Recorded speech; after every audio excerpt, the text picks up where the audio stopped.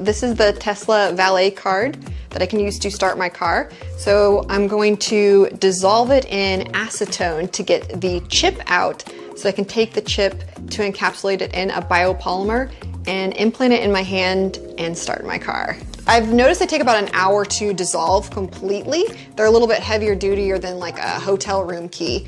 And the antenna goes around the perimeter of the card, so you can't just cut the card in half.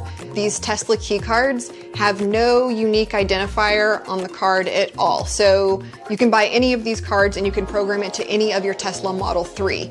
So the way the process works is you would take this card and you would tap it to your Model 3 and you would write a new key and you use your master key, so people can't just randomly write a new card for you to start your car. A few years ago I got this RFID implant in my hand, and it's just basic access control. If I were to tap my hand to your phone, it would automatically open a browser and go to my web page.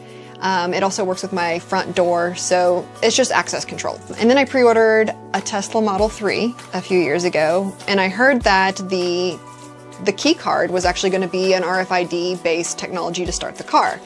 So I was like, oh, maybe I can get that information and store it to my chip and to be able to start my car. When I tried to scan and get all this information off the Tesla card, I was thinking, oh, hey, I can get a lot of information about the Java applet that it runs on, but I can't take that information and write it to my current chip. So it's pretty secure. Good job, Tesla. It was like, I'm just gonna take the chip that I have in my valet card and encapsulate it and implant that one in my hand. Mel is the person that started Dangerous Things.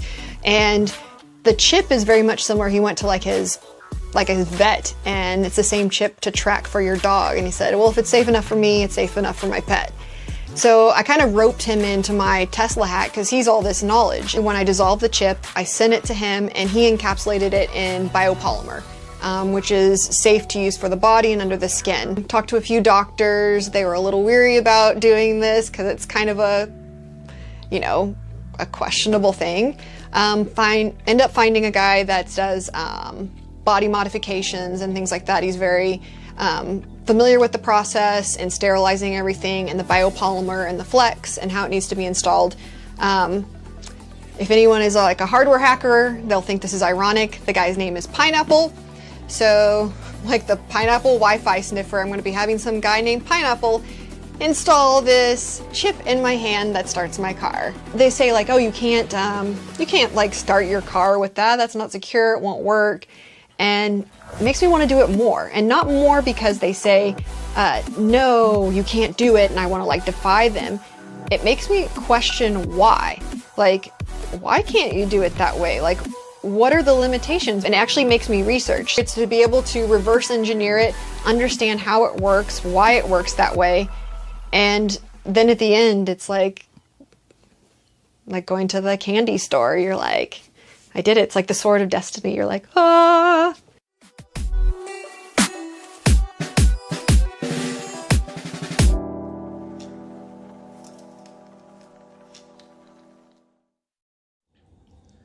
Second Corinthians chapter 2, verse 11. Lest Satan should get an advantage of us, for we are not ignorant of his devices. Barakatah Yahweh, Barakatah YAHAWASHI, Bahasham, Rakakwadash. Double honor to our apostles and elders of Great Millstone. Peace and blessing to the elect of Israel. Shalom.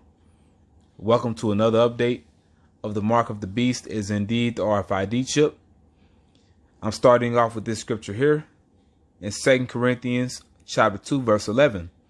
Lest Satan should get an advantage of us, for we are not ignorant of his devices. And one of Satan's devices is that RFID microchip, radio frequency identification chip. It's an implantable device. Also, the NFC chip, near field communication chip, it's also an implantable device, which they're really the same thing anyway. The RFID chip and the NFC chip are basically the same thing. But the point is, we are not ignorant of Satan's devices. Why?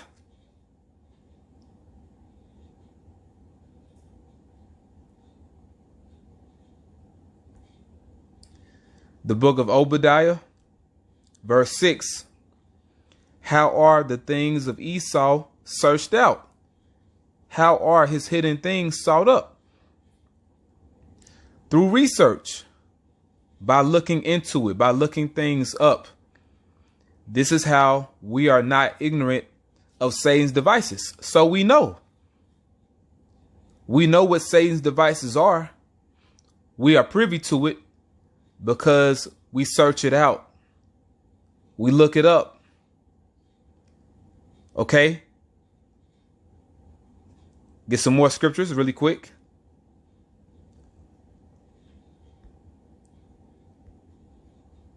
Amos chapter 3, verse 7. Surely the Lord Yahweh will do nothing, but he revealeth his secret unto his servants, the prophets. There you have it. So the Lord reveals his secrets to us. He reveals the prophecies unto us. And one of the main prophecies is that mark of the beast prophecy, which is the microchip being mandated for every man, woman, and child to take it. And that chip is one of Satan's devices. It's one of the things of Esau. And we search it out because it's been revealed to us that the mark of the beast is that microchip implant. Okay?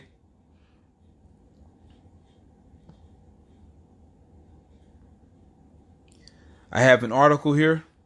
This is on usatoday.com. Tesla Model 3 owner implants key card chip into her arm to unlock and start her vehicle. And you know that that's an Edomite that did that. Okay? That's the spirit of Esau to do something like that. But the point is, what you see here is a high time of prophecy. We are living during a high time in prophecy. And the mark of the beast prophecy, it's being gradually pushed on the masses. This is what's called social engineering. Okay, this is the conditioning phase. They gradually ease you into it before it's mandatory. It starts off as a pretty much a voluntary thing. People of their own will just taking this chip, and it starts off as something that's cool. But very soon it's going to be mandatory. You better believe it. All right. This article was put up by Dalvin Brown. Okay. At 4:50 p.m. Central Daytime, August 13th, 2019, the year of Karagma. And the Karagma is that microchip. Now it reads here. When smartphones and key fobes are impossible to keep up with, some say you could just implant them into your body so you can always unlock your car. They're talking about by way of a chip. That's the idea behind one Tesla owner's decision to implant the RFID chip from her Model 3's key card into her arm. And when you look this up, this is on tons of news headlines. This very same article or this very same topic. So the question is, why is this news? Why is it such a big deal? You want to know why? It's an agenda behind it. There's a hidden agenda behind it, and there are motives from on high by the elite of this world. They want to bring this chip so they can have everyone permanently as their slaves. That's the hidden agenda. Unlike most cars that come with a traditional iron key, Tesla's vehicles can be unlocked with a card that looks like a hotel room key. The key card's main benefit is that you can use it if your phone dies or if you can find the automaker's phobe.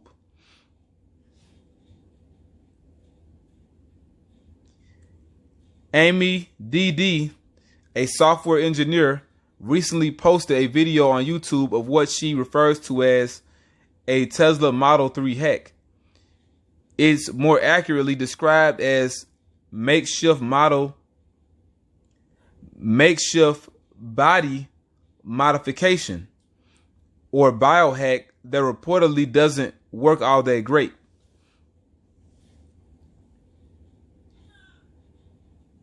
In one video, she talks about where she got her inspiration. She explains that she had an RFID chip implanted in her hand years ago, which she used to open her home's front door and send smartphone browsers to her website. RFID is short for radio frequency identification and refers to smart labels that contain information. After she pre-ordered a Model 3, she found out that it may be possible to apply the same technology to her existing chip. But after that didn't work, she decided to modify her body further so she could unlock and start her electric car with her arm. Man, like Elder Apostle Hart said years ago, get hip to the chip. Hey man, if you let a freak of nature like this in this picture implant you with a damn chip, you deserve to die, man. You know, you deserve to be plagued. And you people that take that chip, you will be plagued, all right?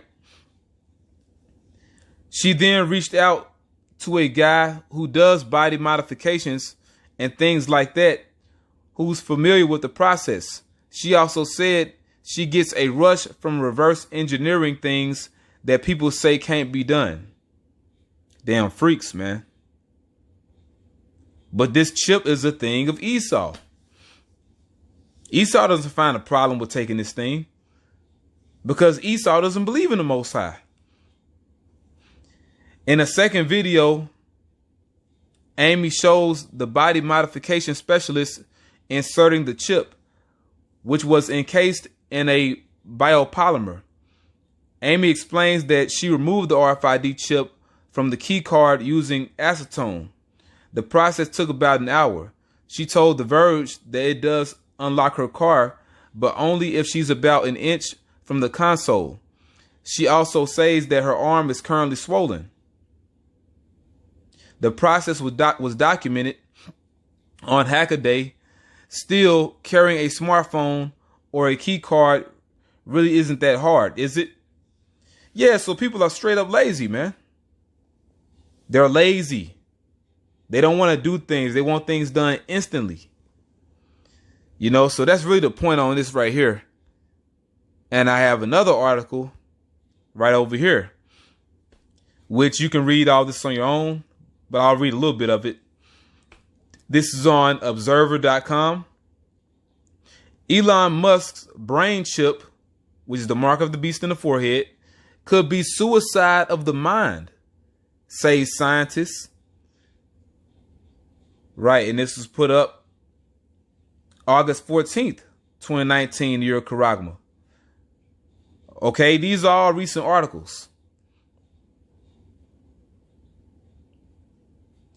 Elon Musk says merging biological intelligence and artificial intelligence is important to help human beings deal with the AI apocalypse.